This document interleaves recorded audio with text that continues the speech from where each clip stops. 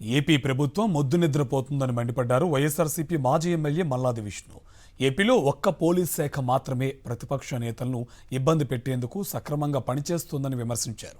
ప్రభుత్వ నిర్లక్ష్యం వల్లే సింహాచలంలో భక్తులు మృతి చెందారని తెలిపారు. వరుస ఘటనలు జరిగి భక్తులు ప్రాణాలు పోతున్నా ప్రభుత్వం స్పందించడం లేదని ఆగ్రహం వ్యక్తం చేశారు. కూటమి ప్రభుత్వం బాధ్యతల నుంచి తప్పించుకుంటోందన్న మల్లాది విష్ణుతో మా correspondent Ashok face to face.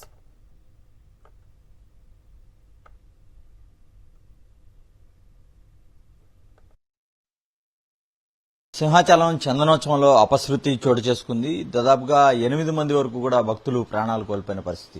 అయితే ఈ దుర్ఘటనపై మాట్లాడేందుకు మనతో పాటు మాజీ ఎమ్మెల్యే మల్లాది విష్ణు ఉన్నారు. సార్ చెప్పండి, ఇట్లాంటి ఘటనలు ఎలా చూస్తారు? అంటే వరుసగా మన తిరుపతిలో కావచ్చు, ఇప్పుడు ఈ రోజు సింహాచలంలో, అంటే ఇట్లా ప్రభుత్వ వైఫల్యం ఎట్లా ఉంది? ఇక్కడ ప్రభుత్వము మొద్దు నిద్రపోతుంది, అచేతనంగా మారిపోయింది. ఆంధ్రప్రదేశ్లో వాళ్ళకి కావాల్సినటువంటి శాఖ మాత్రమే పనిచేస్తుంది, పోలీస్ శాఖ. ప్రత్యర్థుల్ని ఇబ్బంది పెట్టడానికి మేము ముందు నుంచి చెప్తా ఉన్నాం. తిరుపతిలో సంఘటన జరిగిన దగ్గర నుంచి మొదలుకొని కల్తీ లడ్డు అని చెప్పని ఒకటి తెర మీద తీసుకొచ్చి వైఎస్ఆర్ కాంగ్రెస్ పార్టీని, జగన్మోహన్ రెడ్డి గారిని ఏదో ఇబ్బంది పెట్టాలని చెప్పని తీసుకొచ్చారు. సుప్రీంకోర్టుకు వెళ్ళాం. ఏం జరిగింది?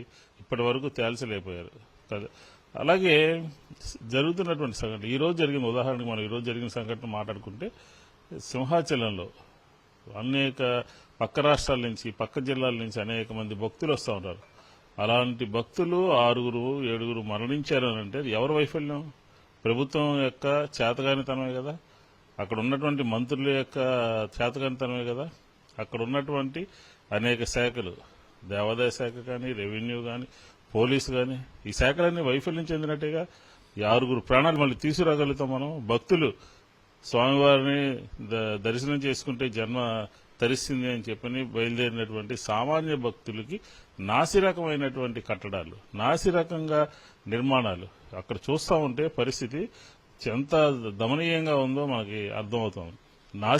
బాధ్యత లేదు, బాధ్యత రాహిత్యంగా ఉన్నారు. ఆ సంఘటన జరిగినప్పుడు దేవాదాయ శాఖకు సంబంధించినటువంటి ఒక్క అధికారి లేరు, పోలీసులు లేరు, రెవెన్యూ లేదు. ఎంత పెద్ద ఉత్సవం అది! రాష్ట్ర పండుగగా జరుపుకునేటటువంటి ఉత్సవాన్ని తేలిగ్గా తీసేసుకుని 6 మరణాలు, కొంతమంది గాయపడటం చూస్తూ ఉంటే పూర్తిగా నిద్రావస్థలో ఉంది, చేతకానితనంగా మారిపోయింది. మొత్తం ఈ ఘటన చూస్తే కనుక పూర్తిగా ప్రభుత్వ వైఫల్యం కారణంగానే చోటు చేసుకుందని చెప్పి మల్లాది విష్ణు ఆగ్రహం వ్యక్తం చేస్తున్న పరిస్థితి కనబడుతుంది.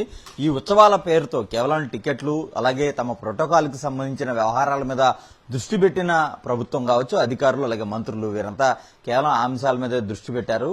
కానీ ఏపీలో ఏ ఆలయానికి వెళ్లినా భక్తులు దైవ దర్శనం చేసుకుని తిరిగి సురక్షితంగా ఇంటికి వెళతారు అనే పరిస్థితి లేదనేది చాలా స్పష్టమవుతోంది. ఇప్పటికైనా ప్రభుత్వ వైఖరి మారాలంటూ కూడా హెచ్చరికలు జారీ చేసిన పరిస్థితి కనబడుతుంది. కెమెరా పర్సన్ శివప్రసాద్, అశోక్, సాక్షి టీవీ, విజయవాడ నుంచి.